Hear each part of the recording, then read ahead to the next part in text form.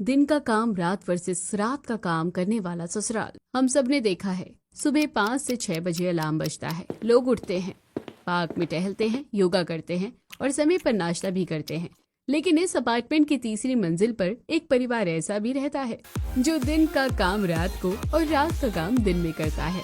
आइए मिलते हैं इस अनोखे परिवार से। बाहर पूरी बिल्डिंग अंधेरी में डूबी होती है, वहीं दीवार पर लगी घड़ी में 12 बज रहे होते हैं। किचन में गर्मा गर्म छोले की कढ़ाई में भटूरे तल चुके होते हैं और फूले हुए भटूरे टिश्यू पेपर पर सजा कर रखे रहते हैं। ऐसे ही खाने की खुशबू खिड़की से बाहर तक फैल रही होती है। माँ जी, पापा जी, चलिए लंच का टाइम हो गया है, गर्मा गर्म छोले भटूरे तैयार है। वाह दिव्या, रात की शिफ्ट में ऐसा लंच, मजा आ गया। सच में भाभी, आपकी एनर्जी का जवाब नहीं है। दोस्तों की पार्टी भी फेल है हमारे नाइट लंच के सामने। वहीं सामने वाले फ्लैट में पूरा परिवार सो रहा है, जहाँ किचन से आ रही हल्की सी छोले भटूरे की खुशबू उनके कमरे में फैल जाती है और खुशबू से मेहता जी की पत्नी की नींद खुल जाती है। सुनिए जी, ये कैसी खुशबू आ रही है, छोले भटूरे लग रहे हैं। अरे भाग्यवान, सो जाओ, सुबह ऑफिस जाना है मुझे। अगर अभी छोले भटूरे खाने का मन है तो कल नाश्ते में वही बना लेना। अजीब लोग हैं, आधी रात को लंच। दोनों फिर से सो जाते हैं और सुबह 7:30 बजे अपार्टमेंट की सभी औरतें अपनी अपनी बालकनी में चाय का कप लेकर बैठी होती है, जहाँ हल्की धूप और ठंडी हवा चल रही होती है। गुड मॉर्निंग शर्मा जी, कैसी रही आज की एक्सरसाइज? बहुत बढ़िया, आज 1 घंटा योग किया। कमला जी की तो गुड मॉर्निंग कभी नहीं होती, पिछले 15 साल में तो नहीं हुई, अब कैसे होगी?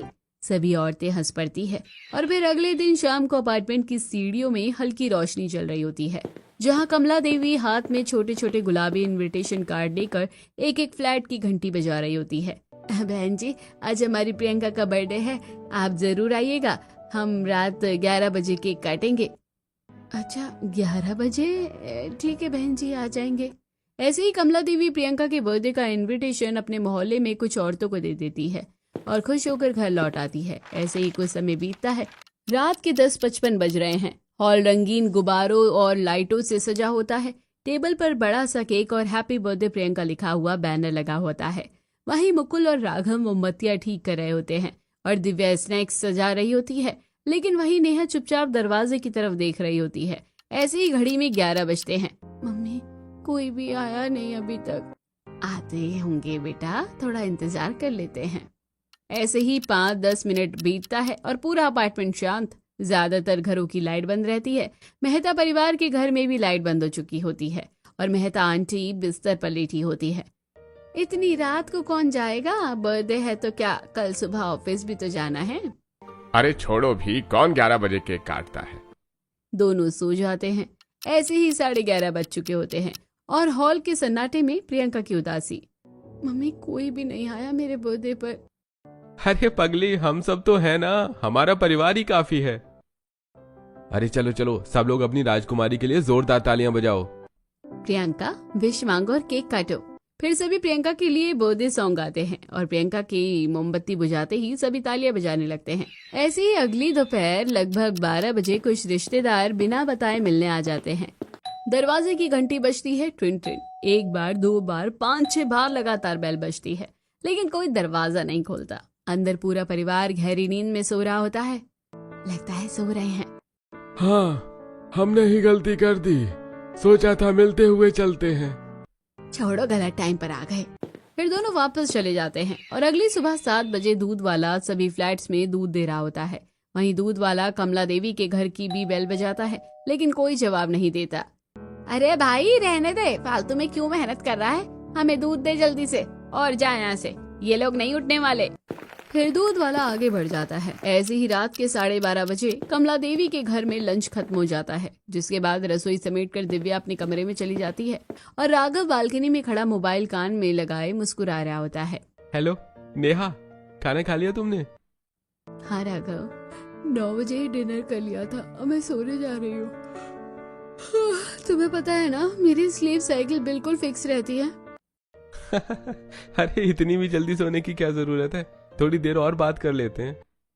नहीं राघव, मैं अपनी हेल्थ से समझौता नहीं करती, मुझे 7 घंटे की नींद चाहिए। Good night.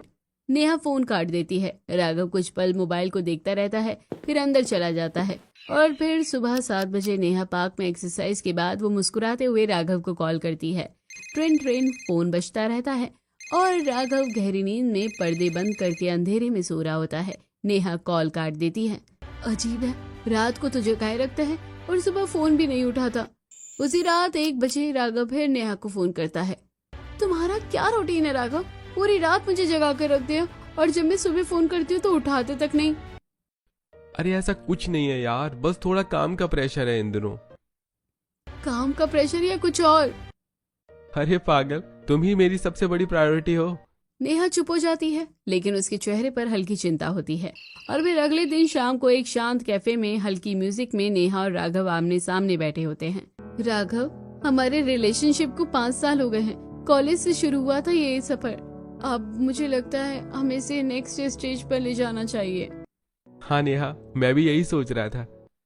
फिर राघव अपनी जेब में हाथ डालता है और एक छोटी सी रिंग निकाल कर टेबल पर रख देता है। I love you Neha. I love you too Raghav. आसपास के सभी लोग उन्हें देखकर मुस्कुरा रहे होते हैं। तो फिर ऐसा करते हैं, कल दोपहर तुम अपने परिवार को मेरे घर ले आओ, दोनों परिवार बैठकर बात करेंगे। ठीक है, मैं अपने परिवार को लेकर आ जाऊंगा। ऐसे ही फिर शाम को डाइनिंग रूम में नेहा के पापा अखबार मोड़कर गंभीरता से बैठे होते हैं और नेहा की मम्मी पास में सब्जियां काट रही होती है। पापा, आप लोग मेरे लिए लड़का देख ही रहे हैं ना, तो मैं आपको कुछ बताना चाहती हूँ। मुझे एक लड़का पसंद है। अच्छा, कौन है वो? क्या करता है? उसका नाम राघव है। हम कॉलेज से एक दूसरे को जानते हैं। ठीक है, पहले उसे घर बुलाओ, मैं मिलूंगा उससे, उसके बाद ही कोई फैसला होगा। जी पापा। अगली दोपहर 2:30 बजे नेहा के घर उसकी मम्मी ने समोसे और मिठाई तैयार कर रखे हैं और पापा साफ कुर्ता पहनकर सोफे पर बैठे घड़ी देख रहे हैं। तुमने 3 बजे का टाइम दिया था ना? जी पापा, बस आते ही होंगे। 3:30, 4, फिर 5 बज जाते हैं, लेकिन दरवाजे पर कोई नहीं आता है। अभी से टाइम का पाबंद नहीं है, आगे क्या करेगा? इसी लड़के से शादी करेगी तू? तेरी यही पसंद है? पापा, शायद कोई जरूरी काम आ गया होगा, इसलिए नहीं आ पाए होंगे। पापा नाराज होकर चुप हो जाते हैं और रात के 10:45 बजे नेहा का परिवार खाना खाकर सोने की तैयारी कर रहा होता है। तभी डोरबेल बजती है। इतनी रात को कौन हो सकता है? लगता है चोर वोर होंगे। तुम लोग पीछे रहो, मैं देखता हूँ। फिर नेहा के पापा गेट खोलते हैं और जैसे ही दरवाजा खुलता है वो डंडा उठाकर सामने वाले पर चढ़ जाते हैं। अरे अंकल, नेहा, मैं हूँ राघव। राघव, तुम इस टाइम? मैंने कहा था ना मैं आऊंगा। लेकिन मैंने तुम्हें 3 बजे का टाइम दिया था ना, ये कौन सा टाइम है घर आने का? तो मैं क्या बताऊं, अचानक मेरे एक दोस्त को तेज बुखार हो गया था, उसे अस्पताल ले जाना पड़ा, इसलिए लेट हो गया। नेहा के पापा अभी भी सख्त चेहरे से खड़े होते हैं और राघव का परिवार भी राघव के पीछे खड़े होकर असहाय महसूस कर रहे होते हैं। ठीक है, अंदर आइए। सब लोग ड्राइंग रूम में बैठते हैं। फिर कुछ देर बातचीत के बाद, लेकिन हमारा इरादा साफ है, हम रिश्ता पक्का करने आए हैं। ठीक है, देर से आए लेकिन आए तो सही, हमें रिश्ता मंजूर है। फिर कमरे का माहौल हल्का हो जाता है। नेहा की मम्मी मिठाई ले आती है। फिर दोनों परिवार एक दूसरे को मिठाई खिलाते हैं और शादी पक्की कर लेते हैं। ऐसे ही कुछ दिन बीत जाते हैं और शादी के दिन धूमधाम से शादी हो जाती है। फिर ढोल नगाड़ों के साथ नेहा का स्वागत होता है। कमला देवी के घर का हॉल रंग बिरंगी लाइटों और फूलों से सजा होता है। दरवाजे पर नेहा की आरती की थाली लिए कमला देवी खड़ी होती है। नेहा लाल जोड़े में सिर झुकाए गृह प्रवेश के लिए तैयार खड़ी होती है। आओ बेटा, दाहिना पैर आगे रखो। फिर नेहा कलश गिराकर अंदर गृह प्रवेश करती है और फिर नेहा सोफे पर बैठी ही होती है कि कमला देवी बोल पड़ती है, बेटा, हम तेरी कल वाली रस्म भी अभी कर लेते हैं। मम्मी जी, सब लोग बहुत थके हुए हैं, कल कर लेंगे ना? अरे नहीं बेटा, हम सब में तो फुल एनर्जी है। फिर एक बड़ी सी थाली में दूध और गुलाब की पंखुड़ियां डाली जाती है और अंगूठी ढूंढने की रस्म शुरू होती है। फिर सभी लोग नेहा और राघव को घेर कर बैठ जाते हैं। देखना भाभी, अगर भैया जीत गए ना तो समझ लेना घर में उन्हीं की चलेगी। सब हंस पड़ते हैं। नेहा भी मुस्कुराती है, लेकिन उसकी आंखों में थकान साफ दिखती है। फिर देर रात नेहा और राघव अपने कमरे में जाते हैं। कमरा फूलों से सजा होता है और मोमबत्तियों की हल्की खुशबू फैली होती है। जैसे ही दोनों कमरे में बैठते हैं, दरवाजे पर दस्तक होती है और पूरा परिवार अंदर आ जाता है। मम्मी, आप कहाँ जा रही हो? आज हमारे पास टाइम पास करने के लिए बहुत जरूरी चीजें हैं। चलो देवरानी जी का स्वागत करते हैं और उनसे बातें करते हैं। सब लोग बिस्तर और सोफे पर बैठ जाते हैं और पुरानी एल्बम में निकाल लेते हैं और मुकुल बचपन की फोटो दिखाकर राघव को चढ़ाने लगता है। ऐसे ही कमरा हंसी से गूंजने लगता है और रात के 2 बज जाते हैं। नेहा की आंखें झपकने लगती है और वो धीरे धीरे तकिए से टेक लगाकर आंखें बंद कर लेती है। अरे नेहा सो मत, हमारे साथ एंजॉय करो। इतनी भी क्या जल्दी है भाभी सोने की? इनको बाहर भेजो। शांत रहो ना, सब खुश हैं। नेहा अंदर ही अंदर झुंझला जाती है। ऐसे ही पूरी रात हंसी मजाक में घड़ी में 5 बजते हैं। बाहर हल्की रोशनी आ जाती है। चलो अब सोने का टाइम हो गया है, बहुत बातें हो गई हैं। धीरे धीरे सब लोग उठकर कमरे से बाहर चले जाते हैं। कमरे में सन्नाटा होता है और राघव नेहा के पास आकर बैठ जाता है। सॉरी यार, मुझे तुमसे बात करने का टाइम ही नहीं मिला।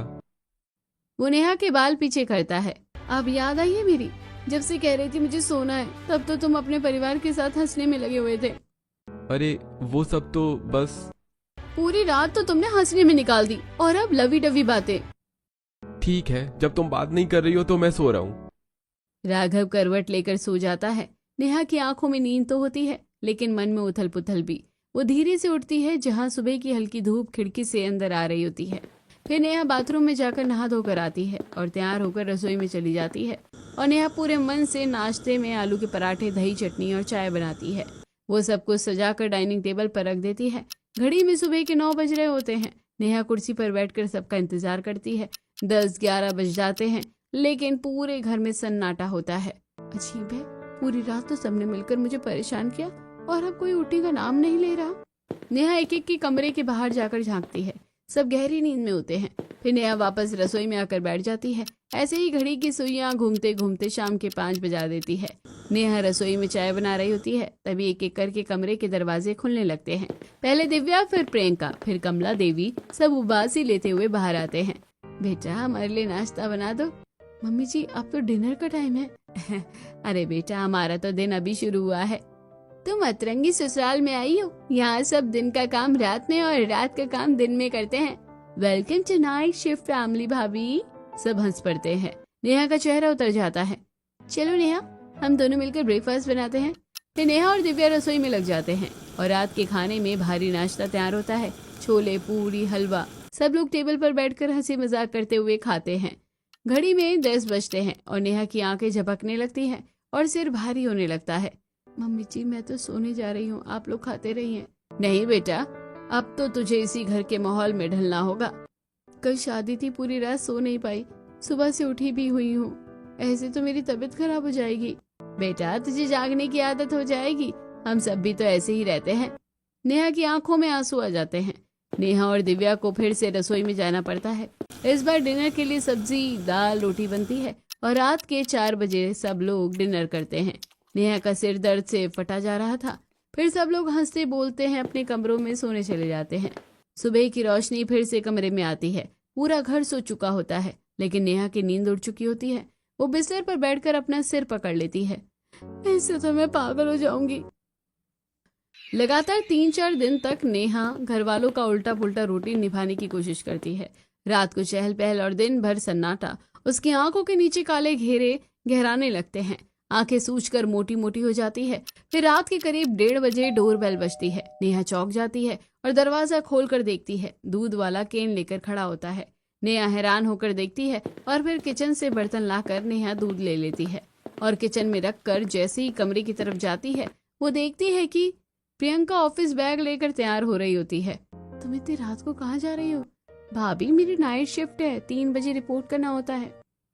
नेहा माथा पकड़ लेती है। फिर अगले दिन ड्राइंग रूम में सब लोग बैठे टीवी देख रहे होते हैं। चिप्स के पैकेट खुले होते हैं। आप सब लोग रात को इतना क्यों जागते रहते हो? सेहत पर बुरा असर पड़ेगा। देखिए मेरी हालत, 1 हफ्ते में मेरी आंखें कितनी सूज गई हैं। अरे बेटा हम तो पिछले 15 साल से पागल नहीं हुए और तू बस 1 हफ्ते में परेशान हो गई। मम्मी जी ऐसा नहीं चल सकता। 8 घंटे की स्लीप साइकिल बहुत जरूरी होती है। हमारी 8 घंटे की नींद तो पूरी होती है। हम सुबह 5 बजे से शाम 4 बजे तक सोते हैं। 9 से 10 घंटे की नींद, लेकिन ये नॉर्मल नहीं है। नेहा की बातों पर कोई ध्यान नहीं देता। फिर रात के 3:30 बजे दिव्या और नेहा रसोई में खाना बना रही होती है। दीदी आप इस परिवार के साथ कैसे जी लेते हो? अगर मुझे पहले पता होता ना तो मैं राघव को साफ मना कर देती। मुझे तो कई साल हो गए हैं, अब तो आदत लग गई है। लेकिन ये लोग रात को क्यों जागते हैं? क्या ये उल्लू हैं जो रात में जागते हैं और दिन में सोते हैं? पता नहीं, मैं जब से आई हूँ उनका शेड्यूल ऐसा ही है। कई बार समझाने की कोशिश की, चेंज करने की कोशिश की, लेकिन कोई फायदा नहीं। नेहा चुप हो जाती है। उसकी आंखों में थकान के साथ साथ जिद भी दिखती है। इन्होंने मेरी इतने दिनों की नींद खराब कर दी।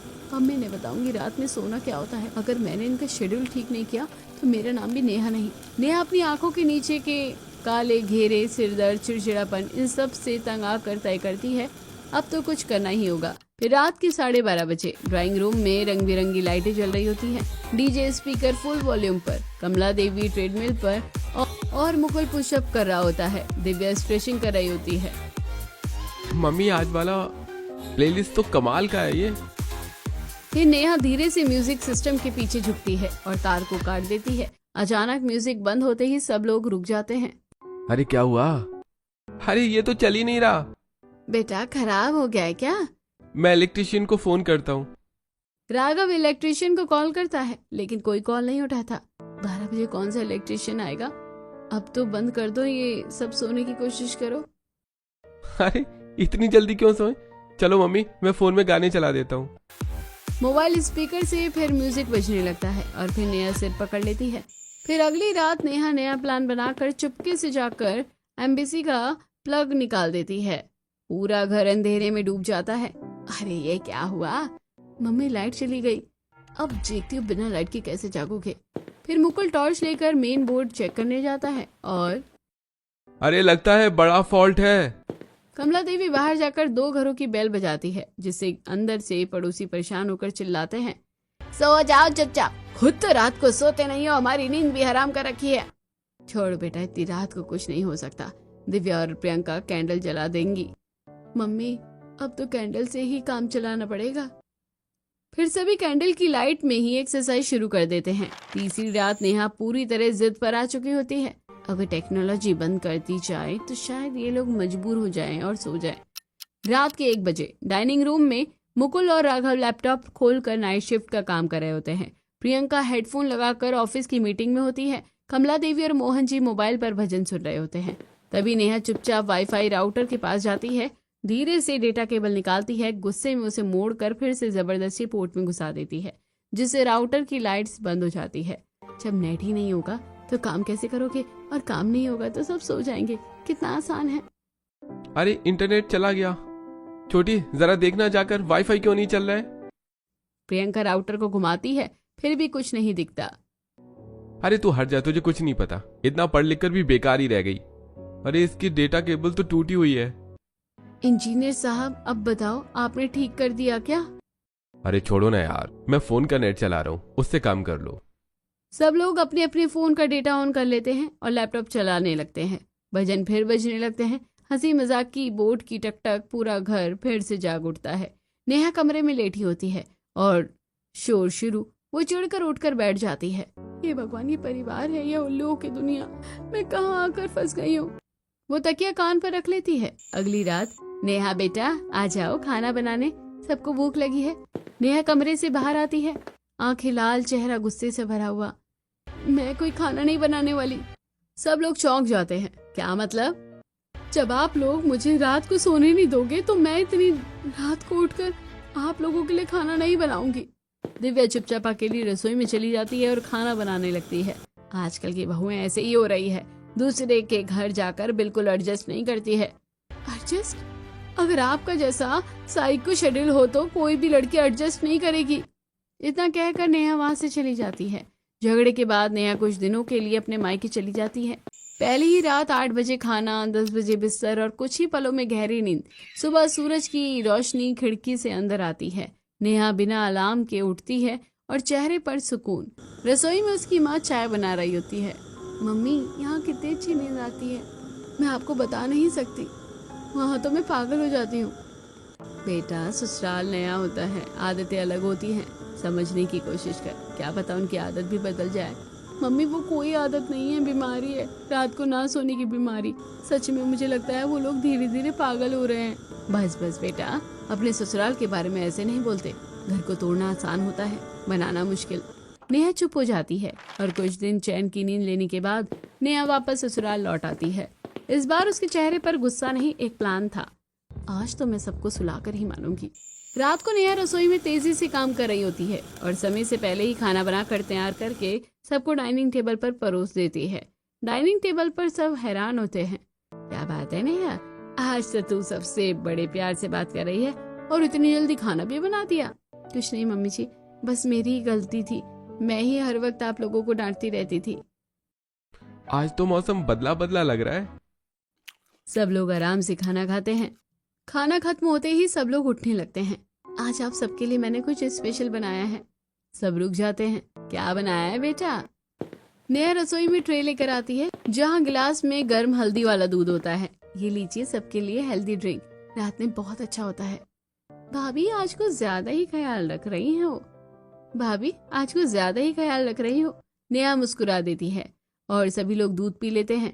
घड़ी में 11:30 बजते हैं। डाइनिंग रूम में अजीब सा सन्नाटा हो जाता है।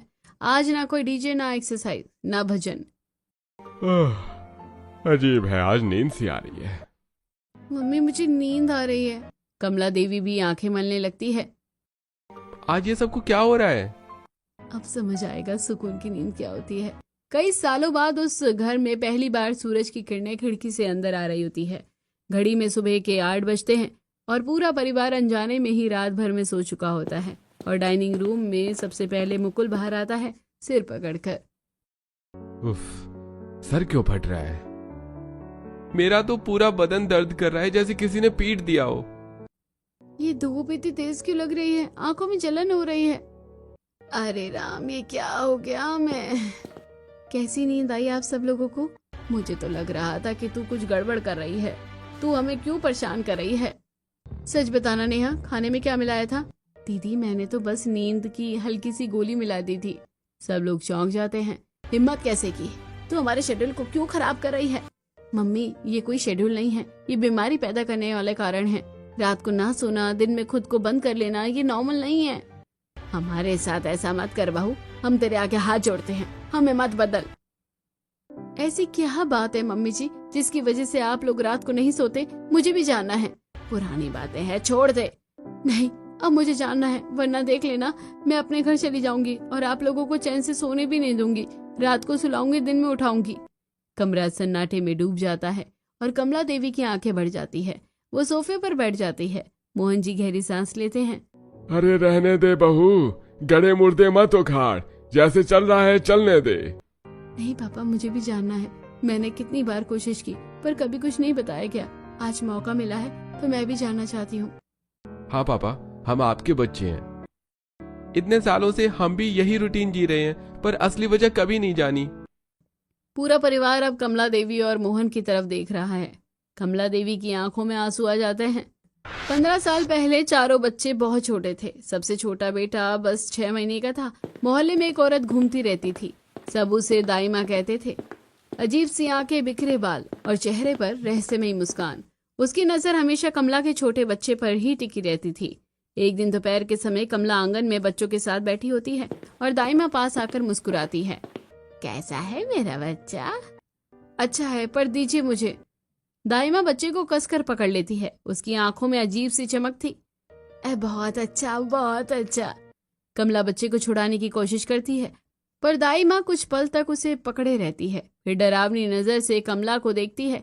उस दिन के बाद वो अक्सर घर के आसपास मंडराती रहती थी, जिससे रात को कमला घबराई रहती थी। पता नहीं ये दाई माँ मेरे बच्चे पर नजर क्यों रखती है, मुझे डर लगता है। अरे छोड़ो ना, दाई माँ ही तो है, बेकार का शक मत करो।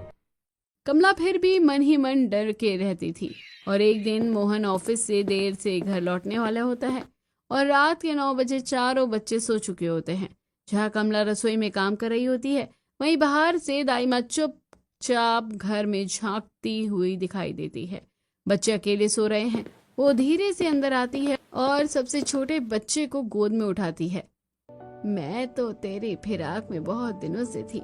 फिर दाई माँ बच्चों को लेकर अंधेरे में गायब हो जाती है। कुछ देर बाद कमला कमरे में आती है और बच्चों के पास जाती है और अचानक उसकी नजर खाली जगह पर पड़ती है। मेरा बच्चे कहाँ है? पूरा घर गूंज उठता है। तभी मोहन ऑफिस से आता है और कमल की आवाज सुनकर भागते हुए कमल के पास आता है। पड़ोसी इकट्ठा होते हैं। थाने में FIR दर्ज होती है पर बच्चा नहीं मिलता। उस दिन के बाद से कमला और मोहन की रातों की नींद उड़ जाती है। हर छोटी सी आहट पर वो चौंक जाते हैं। रात को जागकर बच्चों की पहरेदारी करते हैं। ऐसे ही धीरे धीरे उनको रात में जगने की आदत बन गई। रात को जागना, दिन में सोना। हर साल छोटे बेटे के बर्थडे पर वो अनाथ आश्रम जाते, मिठाई बांटते, दान करते और मन ही मन अपने बच्चे को याद करते। लेकिन एक दिन फिर वही बर्थडे। कमला और मोहन अनाथ आश्रम में मिठाइयाँ बांट रहे होते हैं। उसी समय एक 15 साल का लड़का खुशी से फोटो लहराता हुआ आता है। अरे देखो, ये मेरे बचपन की तस्वीर है, कितना क्यूट था मैं। वो फोटो खेलते खेलते गिरा देता है। तस्वीर कमला के पैरों के पास आ गिरती है। कमला झुककर तस्वीर उठाती है और जैसे ही वो देखती है उसकी सांस रुक जाती है। ये तो मेरे बच्चे की तस्वीर है। कमला, तुम्हें गलतफहमी हो रही है। हमारा बच्चा तो सालों पहले खो गया था। नहीं, मैं अपनी औलाद को पहचानती हूँ, ये मेरा ही बच्चा है। कमला आश्रम के इंचार्ज के पास जाती है। क्या आप इस बच्चे को बुला सकती हैं? चिंटू, जरा इधर आओ। चिंटू सामने आता है। उसे देखते ही कमला की आंखों से आंसू बहने लगते हैं। ये मेरा बच्चा है। 15 साल पहले एक दाई माई से उठा कर ले गई थी, ये कैसे आया? मैडम, पता नहीं, एक आदमी नशे में से यहाँ छोड़ गया था और फिर वापस कभी नहीं आया। कमला कांपते हाथों से अपने फोन में पुरानी फोटो दिखाती है। जन्म प्रमाण पत्र निकालती है। ये मेरा बेटा है, ये देखिए, ये इसका बर्थ सर्टिफिकेट है। मैं इसे अपने साथ ले जाना चाहती हूँ। ठीक है मैडम, यहाँ साइन कर दीजिए और अपने बच्चे को ले जाइए। कमला के हाथ पैर कांप रहे होते हैं। कमला अपने बिट्टू चिंटू को अनाथ आश्रम से लेकर जाती है। पूरा घर सजा हुआ है, मिठाइयाँ, खिलौने, नए कपड़े। पर जिस बच्चे को 5 साल बाद माँ मिली, उसकी आंखों में कोई चमक नहीं था। वो चुपचाप सोफे के कोने में बैठ जाता है। ना किसी से बात, ना कोई नुकसान। फिर रात को कमला उसके पास बैठती है। बेटा, मुझे माँ बोलो, मैं तुम्हारी असली माँ हूँ। चिंटू चुप हो जाता है। वो नजरें झुका लेता है। देखो, ये तुम्हारा घर है, ये तुम्हारे पापा है, ये तुम्हारे भाई बहन है।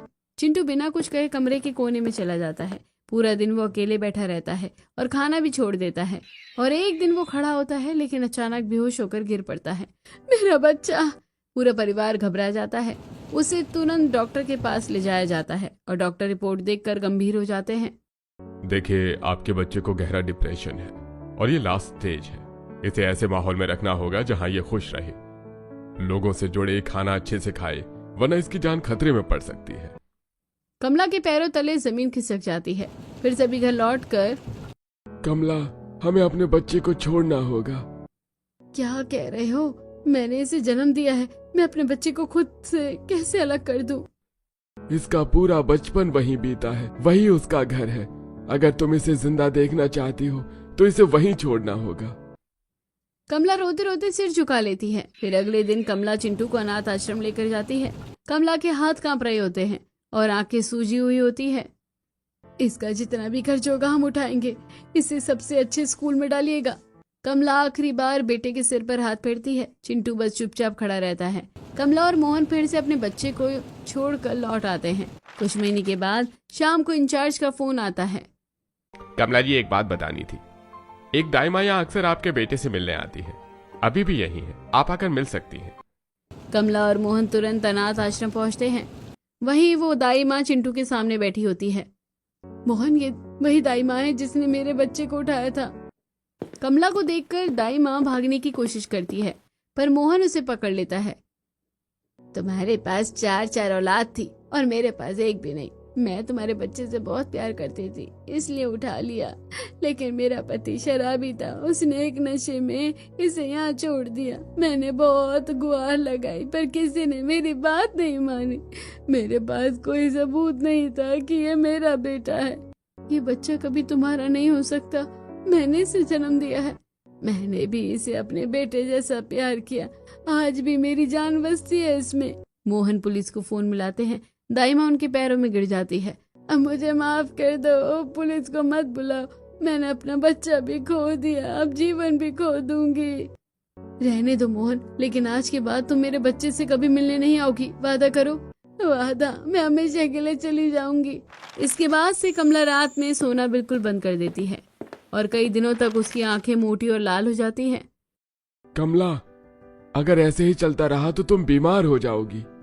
नहीं मोहन, हर रात मेरे लिए बहुत भारी होती है, मैं नहीं सो सकती। ठीक है, तो मैं भी तुम्हारा साथ दूंगा।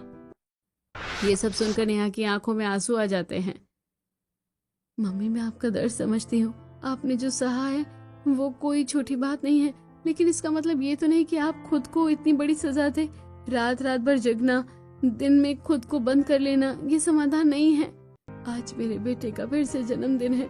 आज वो 20 साल का हो गया है। हर साल मैं उसके जन्मदिन पर जागती हूँ। रात के 12 बजे उसके लिए केक काटती हूँ, इसलिए हम सब रात को जागते हैं। मुझे लगता है कहीं ना कहीं वो भी उसी वक्त मुझे याद करता होगा। मम्मी, क्या भैया अभी भी अनाथ आश्रम में है? हाँ बेटा, वही है, लेकिन उसे नहीं पता कि मैं उसकी असली माँ हूँ। अगर उसे अचानक पता चला तो उसे सदमा लग सकता है। मम्मी, वो अब बच्चा नहीं है, 20 साल का हो चुका है। अब वो सब समझ सकता है। कुछ देर में ही परिवार अनाथ आश्रम पहुँच जाता है। छोटे छोटे बच्चे रंग बिरंगे गुब्बारों के बीच हंस रहे होते हैं। बीच में केक रखा होता है। आज हमारा सबसे होनहार बच्चा 20 साल का हो गया है। अब ये मेडिकल कॉलेज में पढ़ रहा है और खाली समय में यहाँ के बच्चों को पढ़ाता भी है। कमला की आंखें गर्व से भर जाती हैं। फिर चिंटू केक काटता है, सब ताली बजाते हैं। उसी वक्त चिंटू की नजर कमला पर पड़ती है। मम्मी, ये वही आंटी है ना जो एक बार मुझे अपने घर ले गई थी? हाँ बेटा, वही है। भैया, ये कोई आंटी नहीं, आपकी मम्मी है, आपकी असली माँ। इन्होंने आपको जन्म दिया है, आपको अपने घर ले गई थी, पर आपने उन्हें स्वीकार नहीं किया था। इन्होंने आपको दूर इसलिए किया क्योंकि आपकी तबीयत बहुत नाजुक थी, आपको सदमा न लगे इसलिए। मुझे हमेशा लगता था मेरी माँ कहीं है। मैं पूछता भी था, लेकिन मुझे कहा गया कि वो मेरी असली माँ नहीं है। माँ, आपने मुझे 2 थप्पड़ मारकर ठीक कर दिया होता, अपने से दूर क्यों कर दिया? बेटा, माँ अपने बच्चों को कैसे छोड़ सकती है? मैंने जो किया तेरी भलाई के लिए किया। हर साल तेरे जन्मदिन पर रात को 12 बजे केक काटती थी, इसलिए हमारा घर रात में जागता था, क्योंकि मेरी उम्मीद उसी वक्त जिंदा होती थी। फिर चिंटू कसकर कमला को गले लगा लेता है और पूरा आश्रम तालियों से गूंज उठता है। उस दिन के बाद चिंटू अपनी असली परिवार के साथ रहने लगता है और पहली बार उस घर में रात 10 बजे सबने खाना भी खा लिया होता है। अब से हमारा घर भी सबकी तरह चलेगा। मेरा बेटा मेरे पास है। अब मुझे रातों को जाग कर खुद को सजा देने की जरूरत नहीं। फिर अगली सुबह सब साथ बैठकर चाय पीते हैं। इतने सालों बाद आज हमारे घर में सच में सुबह हुई है।